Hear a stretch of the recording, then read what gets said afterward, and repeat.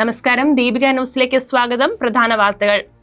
വിഴിഞ്ഞം തുറമുഖത്ത് വമ്പൻ വിദേശ നിക്ഷേപം സ്വീകരിക്കുന്നതിന്റെ ഭാഗമായി ഓഹരികൾ കൈമാറാൻ അദാനി ഗ്രൂപ്പിന് സംസ്ഥാന സർക്കാരിന്റെ അനുമതി നിർബന്ധമാണെന്ന് മുഖ്യമന്ത്രി വി ഡി സതീശൻ. സർക്കാരിന്റെ മുൻകൂർ അനുമതിയില്ലാതെ കമ്പനിക്ക് സ്വന്തം നിലയ്ക്ക് ഓഹരികൾ വിൽക്കാൻ കഴിയില്ലെന്നും മുഖ്യമന്ത്രി പറഞ്ഞു. നിയമസഭയിൽ സേവ്യർ ചിറ്റിലപ്പള്ളി ഉന്നയിച്ച ചോദ്യത്തിന് മറുപടി പറയുകയായിരുന്നു മുഖ്യമന്ത്രി. വിഴിഞ്ഞം തുറമുഖത്തിന്റെ ഷെയറിൽ വലിയൊരു ഭാഗം അദാനി ഗ്രൂപ്പ് ലോകത്തെ ഏറ്റവും വലിയ ഷിപ്പിംഗ് കമ്പനികളിൽ ഒന്നായ MSC ഗ്രൂപ്പിന് കൈമാറുന്നുവെന്ന തരത്തിലുള്ള വാർത്തകൾ ശ്രദ്ധയിൽപ്പെട്ടിരുന്നു. സർക്കാരിന്റെ അനുമതിയില്ലാതെ ഷെയർ കൈമാറാൻ കഴിയില്ലെന്ന് മുഖ്യമന്ത്രി വ്യക്തമാക്കി. സന്നദ്ധ സംഘടനകൾക്കുള്ള വിദേശ ധനസഹായം നിയന്ത്രിക്കുന്ന കേന്ദ്ര സർക്കാരിന്റെ ഫോറിൻ കോൺട്രിബ്യൂഷൻ റെഗുലേഷൻ ആക്ട് ഭേദഗതിക്കെതിരെ കേരള നിയമസഭ പ്രത്യേക പ്രമേയം പാസാക്കി.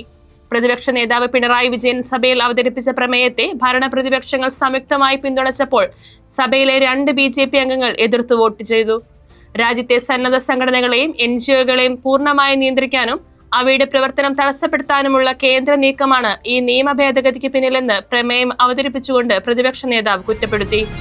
ഓപ്പറേഷൻ തൂഫാന് ഗുണ്ടകളുടെ സഹായം വേണ്ടെന്ന് Kochi city police commissioner Kaliraj Mahesh Kumar. ലഹരി മാഫിയയെ നേരിടാൻ പോലീസിന് കഴിയും.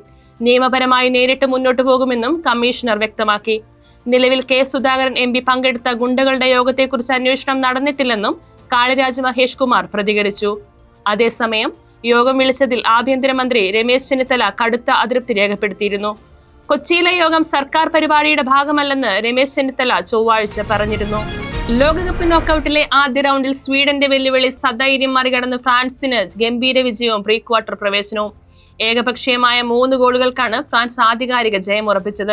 സൂപ്പർ താരം കിലിയൻ എംബാപ്പയുടെ ഇരട്ട ഗോളുകളാണ് ഫ്രാൻസിന്റെ വിജയത്തിൽ പ്രധാനമായത്. ഇതോടെ ലോകകപ്പ് ചരിത്രത്തിൽ ഏറ്റവും അധികം ഗോളുകൾ നേടുന്ന 2ാമത്തെ താരമെന്ന നേട്ടവും എംബാപ്പെ സ്വന്തമാക്കി. മറ്റൊരു മത്സരത്തിൽ ആതിഥേയരായ മെക്സിക്കോ എതിരില്ലാത്ത 2 ഗോളുകൾക്ക് ഇക്വഡോറിനെ കീഴടക്കി പ്രീ ക്വാർട്ടറിൽ കടന്നു.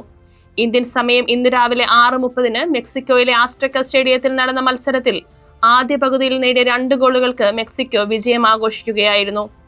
22ാം മിനിറ്റിൽ ഹുലിയൻ കിനോനെയും 31ാം മിനിറ്റിൽ റൗൾ ഹിമെനസുമാണ് മെക്സിക്കോയുടെ വിജയ ഗോൾ നേടിയത്. പ്രീ ക്വാർട്ടറിൽ ഇംഗ്ലണ്ട് DR കോങ്കോ മത്സരത്തിലെ വിജയികളായിരിക്കും മെക്സിക്കോയുടെ എതിരാളികൾ. രാജ്യത്ത് LPG സിലിണ്ടർ വില കുറഞ്ഞു. വാണിജ്യ ആവശ്യങ്ങൾക്കുള്ള 19 കിലോ LPG സിലിണ്ടറിന്റെ വിലയാണ് കുറഞ്ഞത്. ഇതോടെ സിലിണ്ടറിന് 180 രൂപ കുറഞ്ഞ് 2951 രൂപയായി. എന്നാൽ ഗാർഹിക ആവശ്യങ്ങൾക്കുള്ള 14.2 കിലോ LPG സിലിണ്ടറുകളുടെ വിലയിൽ മാറ്റമില്ല. ഈ വർഷം ആദ്യമായാണ് വാണിജ്യ സിലിണ്ടറുകളുടെ വില കുറച്ചത്. വിവിധ നഗരങ്ങളിൽ 173 രൂപ മുതൽ 183.50 രൂപ വരെയുള്ള കുറവാണ് 19 കിലോയുടെ വാണിജ്യ സിലിണ്ടറുകൾക്ക് ഇത്തവണ ഉണ്ടായിരിക്കുന്നത്. ഡൽഹി, ലക്നൗ എന്നീ നഗരങ്ങളിൽ വിലയിൽ 183.50 രൂപയുടെ കുറവുണ്ടായപ്പോൾ കൊൽക്കത്തയിൽ 174 രൂപയാണ് കുറഞ്ഞത്. ചണ്ഡീഗഡിൽ 161.50 രൂപയുടെയും പാറ്റ്നയിൽ 173 രൂപയുടെയും കുറവ് സിലിണ്ടറിന് രേഖപ്പെടുത്തി. അയോധ്യ രാമക്ഷേത്ര കാണിക്ക വഞ്ചന കേസിൽ പ്രതികളെ ചോദ്യം ചെയ്തതിൽ നിന്നും ഞെട്ടിക്കുന്ന വിവരങ്ങൾ പുറത്ത്.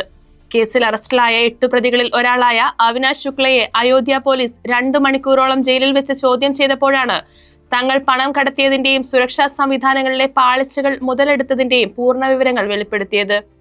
ക്ഷേത്ര സമുച്ചയത്തിലെ CCTV ക്യാമറകളുടെ സ്ഥാനം കൃത്യമായി പഠിച്ച പ്രതികൾ പണം താൽക്കാലികമായി ബാത്റൂമുകളിൽ ഒളിപ്പിച്ചാണ് പുറത്തേക്ക് കടത്തിയിരുന്നത്. തമിഴ്നാട് രാഷ്ട്രീയത്തിൽ EPS ക്യാമ്പിനെ ഞെട്ടിച്ചുകൊണ്ട് AIDMK-യിൽ വീണ്ടും കൊഴിഞ്ഞുപോക്ക്. മുൻ ഗതാഗത മന്ത്രിയും കരൂർ മണ്ഡലത്തിലെ MLA-യുമായ MR വിജയഭാസ്കർ പാർട്ടിയുടെ പ്രാഥമിക അംഗത്വവും നിയമസഭാ അംഗത്വവും രാജിവെച്ചു. നടൻ വിജയുടെ ഭരണകക്ഷിയായ തമിഴക വെട്രി കഴകത്തിൽ ചേരുമെന്ന് അദ്ദേഹം വ്യക്തമാക്കിയിട്ടുണ്ട്.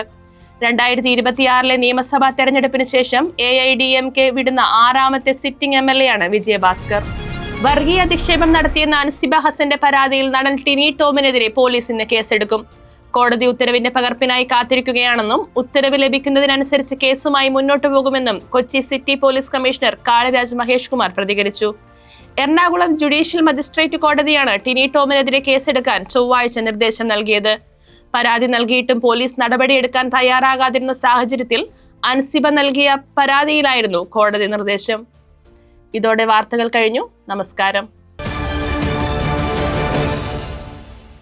സത്യസന്ധമായ വാർത്തകൾ അറിയാൻ ദീപിക ന്യൂസ് ഫോളോ ചെയ്യൂ.